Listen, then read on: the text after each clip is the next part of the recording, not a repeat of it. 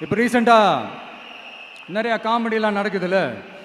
ஸ்டாலின் சாரும் இந்த மற்றும் பலரும் ஒன்றா சேர்ந்துக்கிட்டு இந்த கருத்து கணிப்புன்ற பேரில் நிறைய அந்த கடுப்பில் விட்ட கணிப்பெல்லாம் விட்டுக்கிட்டு இருக்காங்க.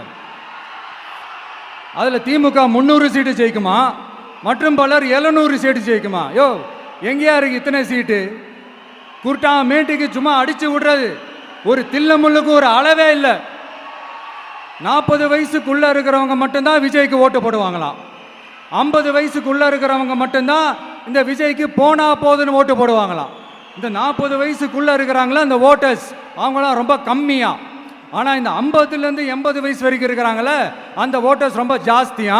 ஆனால் அவங்க யாரும் விஜய்க்கு ஓட்டு போட மாட்டாங்களாம்.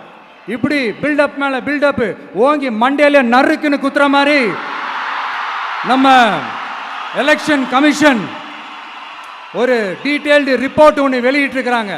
அதில் 40 வயசுக்குள்ள இருக்கிற அந்த ஓட்டர்ஸ் 2,37,00,000 சொச்சமா. அதில் 50 வயசுக்குள்ள இருக்கிறவங்களையும் உள்ள சேர்த்துக்கிட்டீங்கன்னா 3,65,00,000 சொச்சமா.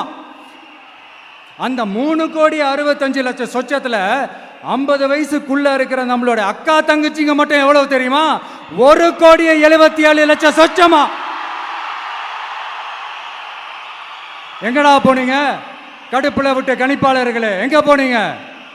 சும்மா டர்னா டர்தான்.